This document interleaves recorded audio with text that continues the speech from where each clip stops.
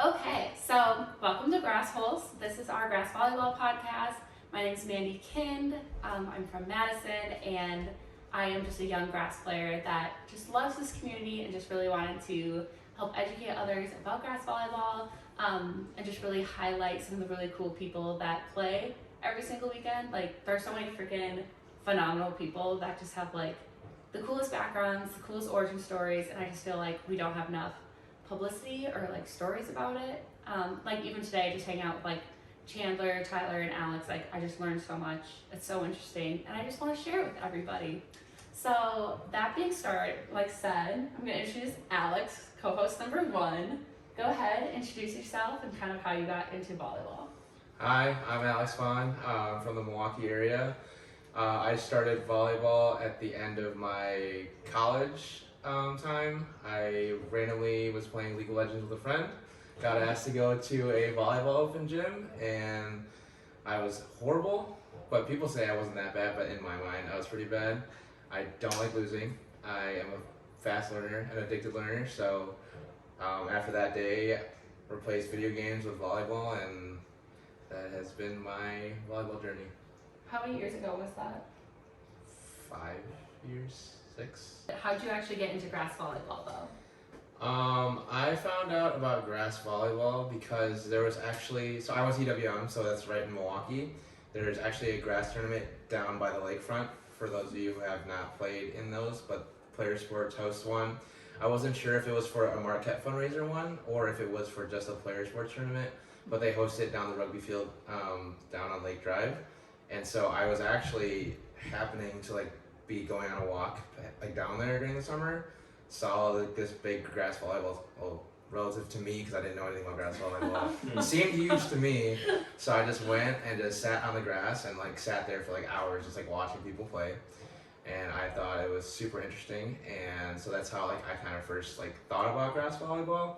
But I'm the type of person that like doesn't really want to like go do it until like I like have my footing with everything. So when I started at UWM, it was just like indoor, like do all that kind of stuff, and then I didn't even realize it. Like thinking back on it, I've played a lot of grass volleyball since then. But I was going up to Boat Ride, which we'll talk about more in depth later on, which is our Wisconsin, or I think the world's biggest grass volleyball tournament, right? Mm-hmm. I was going up there to watch some friends who I had met at UWM that played volleyball, and I randomly got picked up to play on a team, and it was my first triples experience ever. And then after that, I think I took a 2-year hiatus to like get better at setting. I'm a setter. And then I've officially hit the circuit in 2020, and I've been competing for the last 3 years every summer. Every weekend of every summer. Alex is at every single grass. Every weekend of every summer, and even when it's not summer, every weekend of fall, winter, spring. To get ready for summer. Exactly. There you go. Yep, that's me. Addicted learner, everybody. And then we have Chandler North, obviously a little bit more well known on the grass volleyball circuit here than Alex or I. Big fan. I think you crush the shit out of a lot of balls and make some people look stupid. Yeah. So how'd you That's get into the goal. How right? did you get into volleyball? Like the start, like little Chandler picked up a volleyball and said, "I'm gonna play." Yeah. So my older siblings played. So I had an older brother and an older sister. And daycare after school was, my mom was their volleyball coach. So you're hanging in the gym. So had been touching a ball, but never really played till 5th grade, and never club or anything serious until I was about 17. So when you think of a lot of the girls' side, they'll start 10, 11 years old, travel all over, play year round. I was a little bit more late to the game, and then as high school was wrapping up, kind of realized that this was my favorite sport. This is what I was best at. So I wanted to play more in college, and then post-college still get to play today. So all started when I was just a itty-bitty Chandler. And where did you play college club? Yeah, I went to Marquette University in Milwaukee. So I grew up in the Milwaukee area, went to the hometown school, stayed close to family and friends, and it worked out great. Just had a really good group of guys there. Opportunity to still play at a really high level, but also focus on school and get the whole college experience, and make our own memories from that for what we wanted. So club, you have really good players. You can be really competitive. You can choose what events you go to, choose how often you practice, and that's kind of the luxury we had from it. First of all, what was your first grass volleyball tournament? But then, like, how did you come about grass volleyball? Yeah, so obviously converting from indoor as a kid, you don't really know there's much more out there. You hear of sand and sand tournaments, but it's kind of hard to get in. You don't know where to start, who to play with, where to go. But when I was in college, I had some friends through the WVC.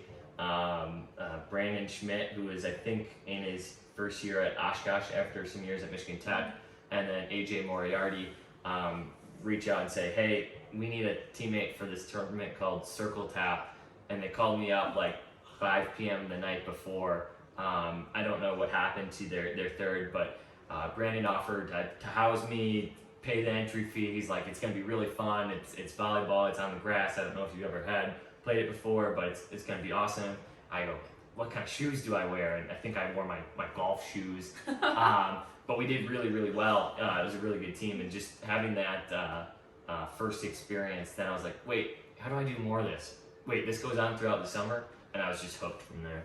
Well, about me, so I started playing volleyball, I think I was in like 7th or 8th grade. And I started playing grass volleyball in high school, where my sister was playing at Boat Ride and like the juniors when there were literally like 10 teams.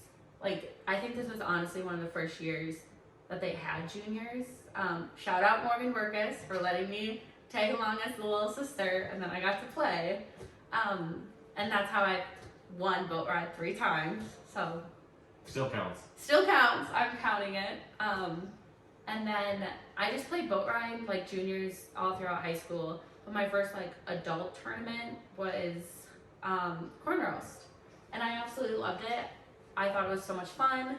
I got my ass handed to me because I was like, how do I hit a roll shot? Or how do I not tip the ball? Because at that point I was still playing college club at lacrosse. Shout out, go Eagles. And I was just an indoor middle. Like, that was my biggest skill. All I could do was block. So it's just been like super fun. Grass volleyball has like really challenged me to be like an all-around volleyball player versus like a one-dimensional middle. And also has taught me how to move my feet, kind of. Very important skill. Something I'm working on. But then now I just play every weekend, and I've always seen Alex and Chandler playing as well. And thought it would just be really cool if we could just like chat and talk about grass volleyball. And I actually told Alex about this like 9 months ago. It was actually a year ago. Was it? Because it was VLA Cup last year. Or no, it was the Midwest Cup, the Central Cup last year. Yeah. We were both down there. You were watching Inferno. I was with the dive guys hanging out. And you were like, hey, I have this idea. Let's do it. And then we figured, because I always enjoy our conversations, Chandler, when we talk about volleyball. Post-tournament, during tournament, outside of the tournaments, Chandler and I always talk volleyball. So we figured perfect third host to have in here. So. But what is your favorite thing about grass? What is your least favorite thing about grass? Chandler, you can go first. Whoa, on the spot. Yeah. Least favorite thing, that the strategy, especially at the highest levels, requires you to be so aggressive that there's so many missed serves. So certain formats, you get tons of rallies, and it breeds for way more touches, way longer chaotic rallies. Grass is one where it's like super terminal at the highest levels. So it kind of sucks in that regard that there's so many missed serves, and the tape serve rule sucks, but it is what it is. Favorite part, just that it's outdoors. You get to be with the sun, the wind, and with all your friends. So it's a perfect summer hobby, and that's the best part. Alex, favorite, least favorite?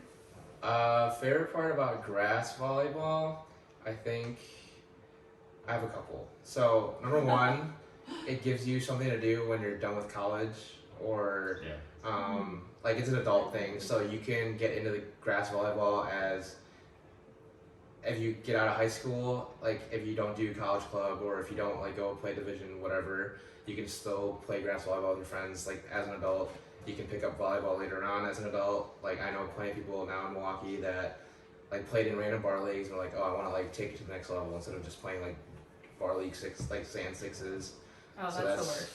one reason why I like grass. Number two, Best. I like it fuses the outdoor elements with the speed of indoor, because a lot of times it's like you're either like an indoor volleyball player or like you play sand, and there was like no middle, like in my head until I found grass volleyball there was no middle ground, and then now grass fuses all of that. And then number three, we play grass triples a lot in Wisconsin, like there's quads and other things, but I like the team chemistry that goes between the three teammates on the, like, sometimes team chemistry can beat like raw talent, like you just have three really good volleyball players that like have never played together or don't get along. Like a group of three solid guys that really can just play together can often and will often win the game. And then my two qualms about grass volleyball, I want to keep it real. I do this anytime anyone asks me like what I don't like about grass volleyball. Two things. Number one, if you are like lesser known as a volleyball player, people are less likely to call themselves on certain things. Like if someone nets against Paul, whoever Paul is, and Paul's like, hey, did you net? And then they're like, nope, didn't do it. Or if you're playing against somebody, Chandler North is known, and he's like, hey, did you net? They're like, yeah, we net. Like, Oh. don't call See, I didn't even know that was a thing. I that's agree a with thing. that. I agree with And that. number two, That's crazy. and then number two, my second qualm is like the other end of that coin is that there is a little bit, just a little bit. It's like this should not deter you from playing grass volleyball because it doesn't happen all the time. But there are some players that are like of a higher caliber or like elitist. Like if you like are playing pool play and your number one seed is like, I don't agree with your call, or like I'm just gonna take the ball because I'm right. Oh, brutal. So like when that happens, it bothers me. Like there's a level where there's some people that are just like, I saw this happen and I'm been playing longer than you, I'm better than you, so I'm gonna take this, no discussion, no replay, just. So those are my two things. You should view it like a chance to educate and raise the standard within.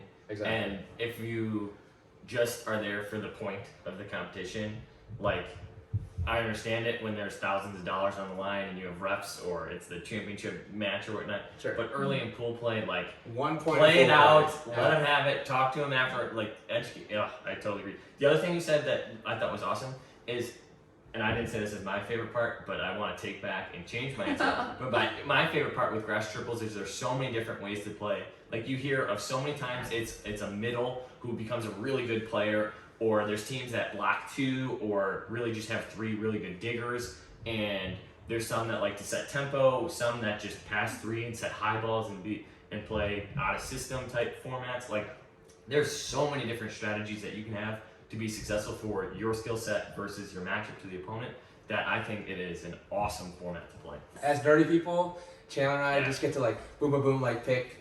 We'll just go into a tournament or like we'll be sitting like between pool play.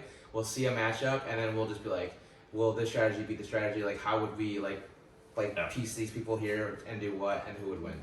That's one of my favorite things. Like that's how I pass my time when I like have my pool play breaks. Like my two offs, I'm just like watching people. I'm like, they win because of this, and this. So like, or when people are missing a certain strategy where we know some player out there because we play all the time, and there's some weakness or some really strong strength. Like you can't give this person line, and they keep swinging or giving up line here. Like, are they gonna make an adjustment or just and die? You can't give them the answers, right? Yeah. So like figure it out, guys. It's right there. Just think about it a little bit. Well, that builds off one of my favorite things about grass volleyball is that it is the ultimate chess math.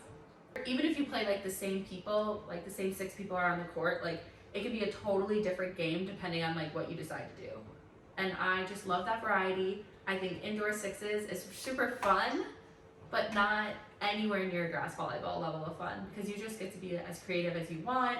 Like I love as a hitter that like grass volleyball actually taught me how to hit a roll shot and like how to hit not like balls to the wall every single time. Because it's probably gonna save my shoulder for a couple of extra years. But I just love that like piece together. And I'm still learning. So like there are things where like even like last night I played in a triples tournament in Milwaukee and Alex was there playing triples as well. And like just like picking like your brain was just like so interesting to me because I just like you constantly learn something new. I'm gonna key in on that a little bit. The grass volleyball community as a whole, super welcoming. You just don't be shy. Like, I'm a weirdo in the fact that I'll just come up to people and be like, hey, I think if you try this, like this might be better for you, or like this or that. Not everyone does that. I think it's a little weird that I do that, and sometimes it's maybe unwarranted advice.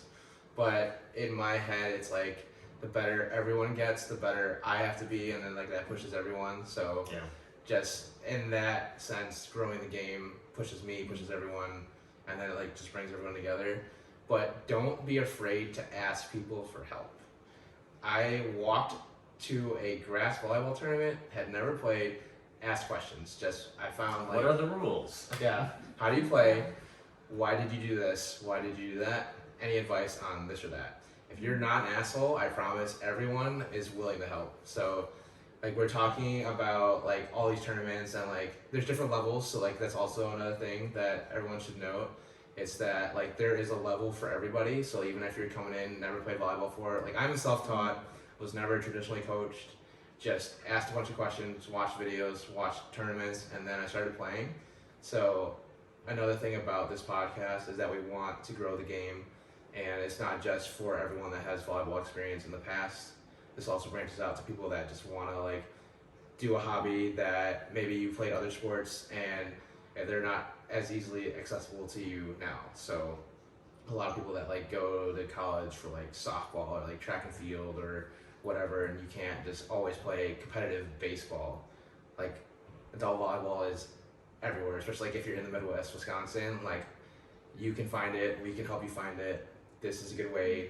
My social network exploded from playing grass volleyball. So like this is a good way to like want to promote like staying healthy, staying active, and also like giving you things to do on the weekend and like having commonalities with other people that you've never met before. So just don't be afraid to ask questions. That's like my big go-to with showing up at these tournaments. So. I agree with that. I think one of the things that I struggled with, and like this was one used to be one of my least favorite things about grass volleyball, is that it felt like very gate kept. Like I am just a naturally shyer person, which is weird because once you know me, I usually don't shut up. So You also can't be afraid to ask people to play with you and they say no. oh my god, yes. Don't let that deter you, because there's going to be a lot of no's before you get yeses, and that should, in theory, motivate you to like push yourself to be like, I'm going to get really good so this person will play with me. I have had like a hunt list since I first started playing volleyball, so don't be deterred by no's, because there will be X amount of no's, and I can also put that philosophy into like playing the game. You're gonna hit a lot of balls in the net or out or miss serves or double ball, or you're gonna mess up a lot, but you're just playing to better yourself every time. So like don't put that pressure on yourself, because that used to be me, but now I can enjoy the sport a lot more because I have that competitive side, but also I have the balance now. So How's your balance, Chandler? Balance? What do you mean? Should I like stand up and do balance? No, like your balance between like having fun with it and playing competitively. Because out of the three of us, like you're probably playing at the highest, most competitive level, and like I can feel like sometimes that can be like I feel like you can feel a lot of pressure on that. Like sometimes you're playing in tournaments worth like thousands of dollars. Yeah. Yeah. I mean, so volleyball is different, but I play a variety of sports: basketball, golf, tennis, pickleball all the time now. So like, for me, it's really just the joy, and the most fun matches to me are those highest level matches where there's a lot on the line, where your adrenaline's pumping. So for me, it's always about fun. It's always about enjoyment. So at the end of the day is, did I have fun? Yes or no? And why I did or why I didn't. And obviously, the better you play, the more fun you're gonna have. Mm-hmm. So how can I continue to play well? How can I continue to win big matches? How can I go maybe outside of just Wisconsin through the whole Midwest and now play on the national stage and try to win on the national stage? Like that is what can motivate me, but also just bring the most fun at the end of the day is seeing how you stack up, whatever level that may be. But that's kind of how I view each of the weekends is how much fun can I have? That's a really good way to put it. How much fun can you have? But Alex, you mentioned a hunt list. Would you be willing to share one name that's on your hunt list? Who was the person that was on my list? You're still on the list. I don't know.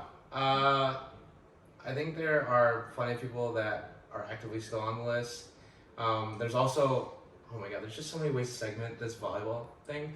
But there are also so many formats to volleyball. Like, Damn. I have ran into players that I wanted to play with, but like they weren't actually on the same team with me. But there was a format where you get shuffled in with different pairs, and then you play with people. So like that, like also like knocked out a bunch. Does that counts? Does that count? Yeah.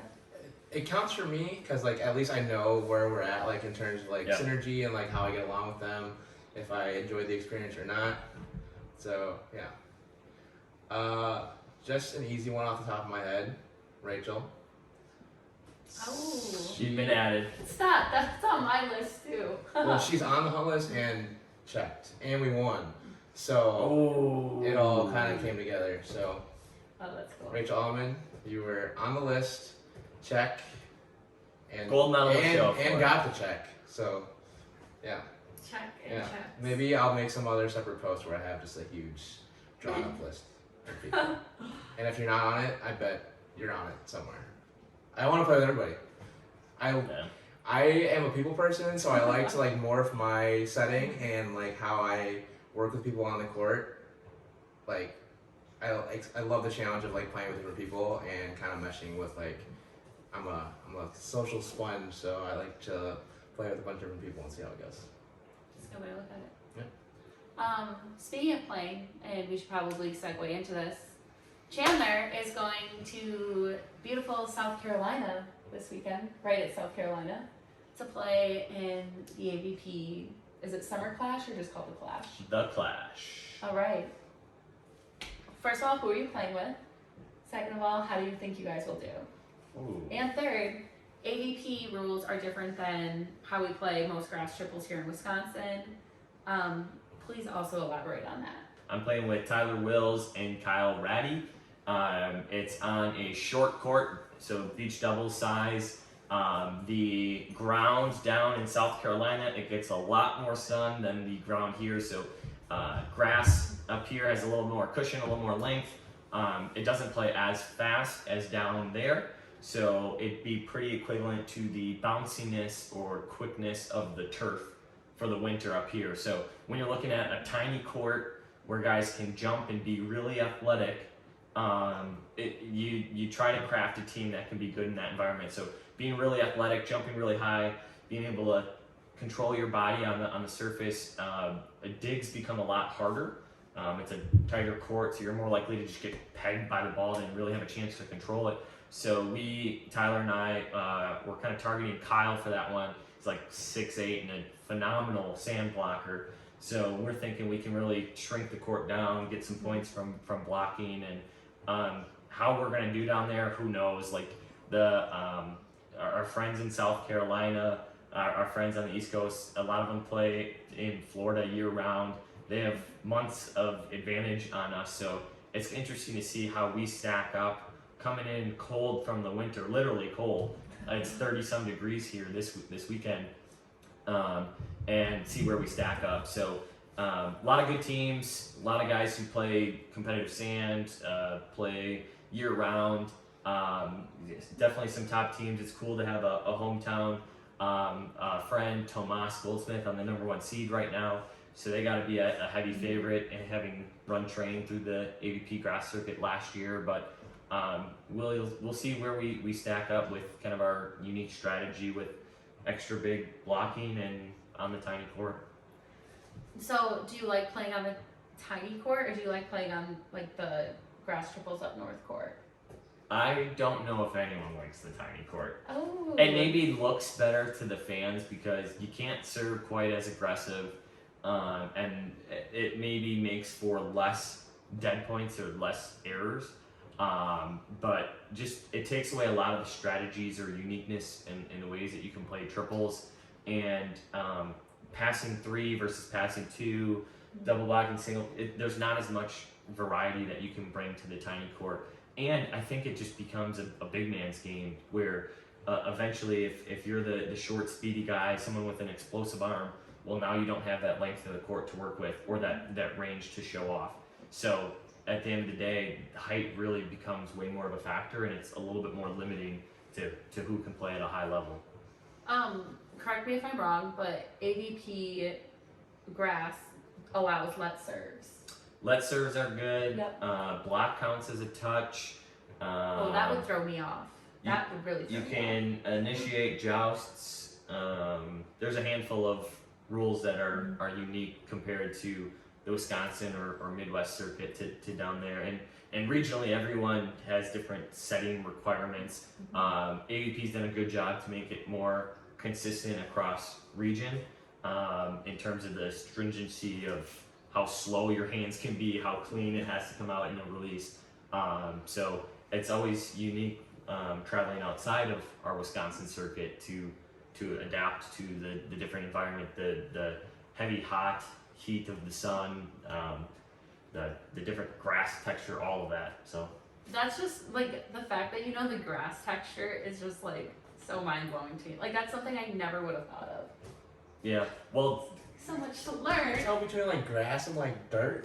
yeah. Well, I've never played down in South Carolina. Sorry. But that's just something I never would have thought of. Like Yeah. putting together like a team comp based off of like the grass. Yeah. Gosh, the stuff I'm gonna learn. Then what's next on our summer schedules that Yeah, we we all have booked out? can kind of compare it here. So I think looking forward after the Clash or where the Wisconsin circuit really starts, we wanted to talk through a couple tournaments. So Big Z #1, May 20th, tons of teams signed up, tons of talent there, happening at Turtle Tap in Beloit, Wisconsin. Yep. Coming home for the Big Z's. Then after the holiday weekend, you got June 3rd, Fresh Coast Champions Cup. Yeah. Tomas That's bringing in huge. some talent from outside Wisconsin. It'll be really cool with how that format comes to be with kind of a qualifier tournament and then the main draw type event on Sunday. That same weekend, there's Chicks and Dicks. What's the name of the field? Oh gosh, it's up in Wausau. I should know this. Is it Wrigley? Awesome spot. It's cool. You get all the Wisconsin players out for that one. And then the last two we were going to kind of compare and contrast here in tournament formats were MSOE on June 10th and Circle Tap on June 17th. So as you're previewing the first couple weeks of the Wisconsin circuit, tons of big tournaments, lots of signups, large events. But maybe we talk through the pros and cons or uniqueness of each one of them. Yeah, let's dive into the Big Z first. So, Big Z is run by Ian. Slutsky. Thank you. Rumor says there might be shirts again this year. Wow. You want to do well. Yep. Bring your squads. We'll be there. Um, We'll all be there. who are you playing with? I'm playing with Stephen Mulvey and David Waltz this Okay. first one. They're two guys out of Frankenstein, big biceps. Shout out Mulvey. David Waltz is my setter on my Short Kings team, and so we're just gonna give it a go. The first tournament of the summer.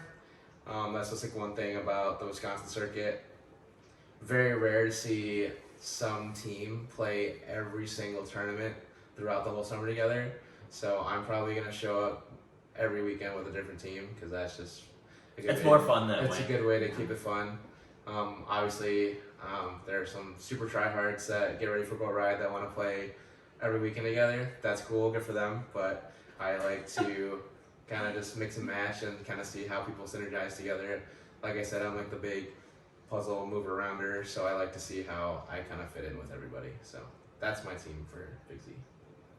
Chandler, who are you playing Big Z with? I don't even know what's going on that weekend. So Well, I'm playing with the Wiring Sisters from Madison. So when I moved to Madison, they just kind of really helped me get into the volleyball community there. And Caitlin's gonna hit on the outside for us. Hannah is a little spicy libero lefty that's gonna dig some balls for us, and I'm just hoping to get blocks on the right side so I don't have to take a 2-ball. So I'm really looking forward to that weekend and just kind of getting back into the swing of it. Definitely good to hit on. It's the first tournament, so it shows who's been playing, who hasn't. And you, when you're kind of looking to break down Big Z #1, having so many teams, being the first one of the summer, like endurance almost comes into play in terms of who's been playing tournaments versus other formats for their touches and their reps. Because at the end of the day, as you start to play 3 pool play matches, 2 or 3 rounds of playoffs, 2 or 3 more rounds after that, and then like it's crazy in terms of the wear and tear it takes on a body. And it's always cool to see who pairs up with who with the start of the new year. Also, pro tip about Big Z: Bring cash. bring cash. Step 1, but then step 2, there's like this little like river stream thing that if you get really hot, then you can just like go jump in there and then come back and play. Hidden secret about the Big Z's, that cool off river in the back, and the other hidden secrets, the pull tabs in the bar. What? The pull tabs. Why is that? Like, are they just lucky, or They always win. I'm buying pull tabs Now we know. with hopefully the money that I win from the tournament? Yeah. So maybe comparing Big Z to the other tournaments. So Fresh Coast Champions Cup, we got a lot to learn. First year of that one, cool to learn and see what that one's going to be. But comparing it maybe to the last 2 here, MSOE, growing, become a huge tournament in the Milwaukee area, great venue, and Circle Tap. Where do your heads go when you look at these tournaments and your excitement, what you're looking for most at each of them? Well, first off, MSOE, shout out Milwaukee School of Engineering. That's where they host. That's like right in downtown Milwaukee. It's right on top of a big turf soccer field, and they just put a bunch of nets up. This year they're making a 3-day event. Friday night is the high-low. Saturday is triples. Sunday is reverse, I believe. So they're expanding the event. Last year was only 2 days. This year is 3. The turf gets hot Saturday. If you can help it, don't be a Drew Riley. Don't wear socks. Don't burn your feet off. I like the speed of turf. I like, the speed of it is really exciting. A lot of plays that can be made versus in playing in other like textures like sand or even like normal grass. I think MSOE is a pretty good draw because it pulls up a lot of the Chicago guys come up pretty easy. The Fox Valley people come down, Madison comes across. So I think it's a pretty good tournament, right in the heart of the city. So lots of stuff to do, especially like Saturday night, like when people are all done, everyone likes to go out afterwards. So I think it's right downtown. So You can't beat the location. You just walk down to the bars. I've actually never played the triples at MSOE, and I can't this year because I'm going to a wedding, which I'm super excited about, Courtney. But we played you in the semis last year. It was you, Anne Marie, Tyler, Rachel. Yeah. Good Oh time. my Friday night was a blast. Phenomenal teams, phenomenal competition, and you think a night tournament starting. They started it after work. Yep. After the work hours, and it's under the lights on the Stocker Stadium. It was so cool. The sunset, awesome And place. so last year it had rained, and do you guys remember the rainbow? Yeah. There was a freaking double rainbow. There was Yes! a double rainbow. Yeah. Oh, it's so cool. So you were mentioning the fast surface of the turf. The other thing I look for in the MSOE tournament, because the turf bouncy, you can jump a little higher. The nets can't quite stake in as strong. They sag a little bit. Yeah. It's a great opportunity for, especially on the men's side, the big power servers. So you look at the teams who have really good serving lineup, they tend to do well at that tournament. And I know you had mentioned in the girls' game, looking for serving. Yes. But an opportunity there for aggressive serving in the MSOE tournament. So shifting to Circle Tap and how that one compares. But also, aggressive serving, similar for Circle Tap. Yeah. Yes. Because Circle Tap is They cram the nets in. They can't get the tension strings out wide. They have to stake them right next to the court because they have such a big draw. How many courts do you think are on that? Because it's A softball softball field. field. In the outfield, they fit 18, 17, 18 courts. maybe, yeah. that's just wild. And then a bunch in the outfield by outside the home run wall. And then some outside the fence. Mm-hmm. So, yeah. So Circle Tap is old school style scoring. You have to serve to score. so that promotes a lot of just bombing from the end line. If you do not have aggressive servers, you're not going to have a good time. Also, not allowed to hand pass on the serve, so... Sneaky take. Float servers always tend to steal that upset in the first round. Like, you look at especially on the men's side, it happens on the women's side, but not nearly as much. On the men's side, you have those 4 or 5 ringer teams, the guys who travel outside the Wisconsin circuit, the guys who are coming back from their pro season. You're like, these guys are shoo-ins to the semis, but like 1 or 2 of them always fall early because they can't hands pass, and you have a hot float server who usually in grass triples, float servers in the men's side can't do quite as well, but they have that chance to just flip it with the shifting rules. What feels like an upset might not necessarily be an upset in that format. Agreed. Women's side also 4s instead of triples. Yes, That's also different from the rest of the circuit. How do you feel about 4s? It depends on where I'm playing. So if I'm playing on the outside, hell yeah. Oh, I thought you meant like location. Okay, you mean positionally. No. Okay, I mean yeah, positionally, yeah. If I'm swinging on the outside, love it, because most of the time, then your back player is like a really seasoned, trained libero. That anything that comes over my shoulder, I'm like, oh, I know so and so is right there to grab it for me. So, as someone that doesn't really play a high level defense yet, it's kind of like an extra cushion for me. But if I'm playing on the right side, then I feel like I just get annoyed because I always run into the setter, or I just want to block and turn and set, and it just confuses me. I also just feel like I wish the women's would play triples, just because like the men play triples already, so why not the women's? But I wonder if it's because they literally can't fit any more courts.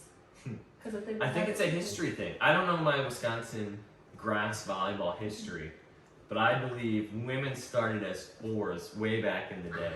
Men's was triples, so the old school rules brings out the old school format for the women's. If anybody knows anybody that played in Circle Fest or Circle Tap, whatever you want to call it, pre-20... It's been around for forever. Pre-2000, or whenever it first started, please let us know. We would love to chat with them and just kind of see what it was like.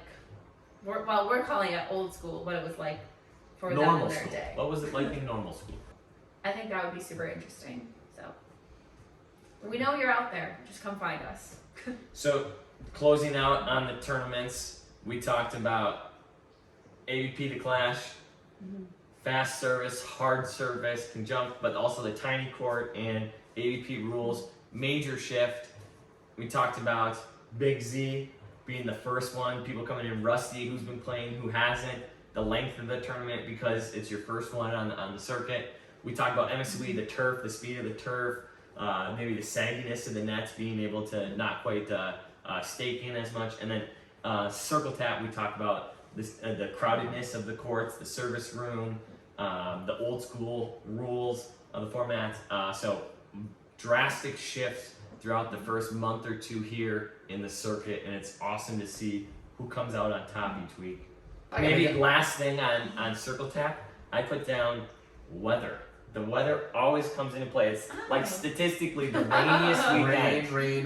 So it's either the night before, the courts are sloppy, the grip is sloppy, or it happens in sprinkles or storms sometime throughout the day. So what was already like the longest tournament, because of the amount of daylight you have, the old school rules, starting early, going super late, playing under the lights, you have these delays, you have tons of wind, or there's a tornado one year, just keep playing. If you check your Facebook, that's the picture that's on it. That's the tornado year.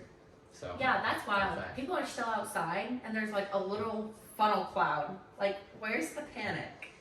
Nowhere. If you're gonna go out doing what you love, that's where we're at. You're not gonna outrun the tornado. So we want to close out with our last item here. Yes, our hottest takes. Everyone's gonna share one hot take. Your hottest take for the summer as we look at the summer. Also, real quick, shout out to my first 2 teammates at Big Z. They are the hottest of takers in the whole Midwest. So back to your actual hot take. Okay, I'm just saying, you two put in your comments whatever your hot takes are. But my hot take for the summer, shout out my boy Gary Dodovich. I think he is gonna kind of take the scene by storm this summer. I've been opposed by some people about where he will kind of taper off against the highest of levels in the Wisconsin circuit. But I feel like when he gets his right pieces equipped with him on like his teams, That's where throughout the you summer. come in. You're gonna master team. Yeah. Master team So builder. Gary, I'm gonna brainstorm and plug you with what I think is your best team composition, and then you're just gonna win everything. But you're gonna have to go against Tyler and Chandler. So good luck.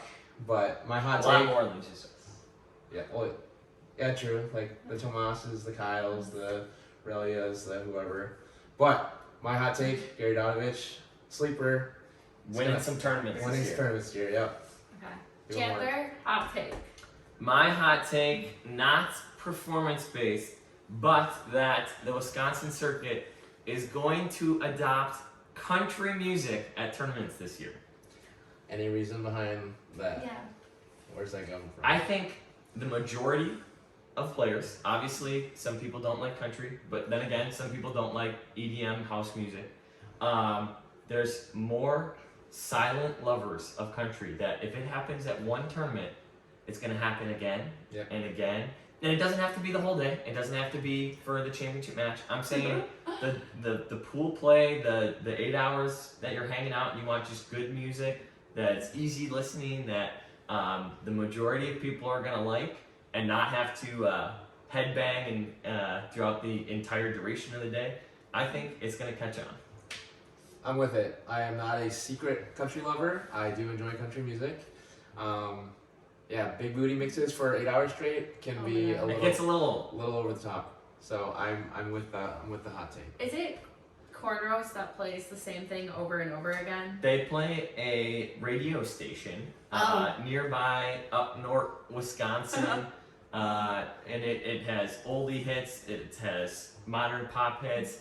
It dabbles a little bit in country, but it doesn't get there. But it's like on repeat because I know I go to the Friday night tournament and then obviously they have the music bumping there, and then by the time I get to Saturday, I've heard the same song 3 times. Yeah, so let me explain here. Mandy's young. She I- hasn't listened to the radio before, so the radio does repeat itself in terms of the song that is played. That's true. I probably haven't listened to the radio since I've had Spotify since I've been like 15. So that's Crazy. yep. Your whole life. Yep. Ever since I've had a car, I've had Spotify. Mind blowing. So, there's one hot take remaining. Hottest take is that okay, Not hottest, but hot. but hot take, you're right. Hot take is that I think that there are more women out there that should be banging a jump serve, like a top spin jump serve, but we just don't do it. I don't know why we don't do it. I don't know if it's like we've just been, float serves work great. And if you have a great float serve, do it. I feel like I there's- want to see more women rip a top spin. And we don't do it. And that's my hot take. And myself included. I'm annoyed with myself. So, you're going to practice your jump spin this year. Yeah, I'm gonna rip it out at Big Z. I'm holding myself to that. It's live on camera. Are we all in agreement though that top spin's easier to handle? Depends how hot it's coming.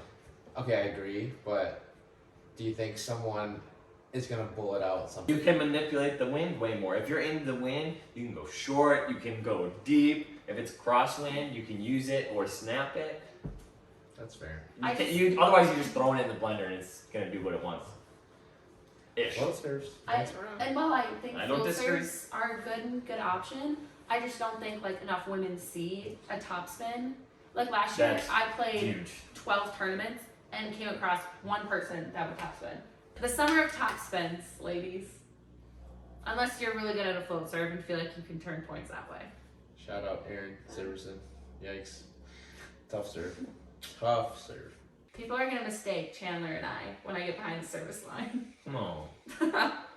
Those Grasshole guys. Just the 2 really hard jump servers and that Asian kid that floats. That's my summer hot take. Is that a wrap? That's a wrap. We'll recap when Chandler gets back from his trip. Hopefully successful in the Carolinas. Yeah, good luck. Yeah. Let us know how it goes. Thanks, guys. Keep us posted. Of course. There'll be a stream on AVP's YouTube, and then I'll be recording a lot too, so you can catch it on my YouTube as well. Yeah, for anyone who catches this podcast, again, all resources for anything's volleyball. So if you have any questions, reach out. We're always willing to help grow the game. So yeah, reach out. Okay. Hope you enjoyed watching. Bye.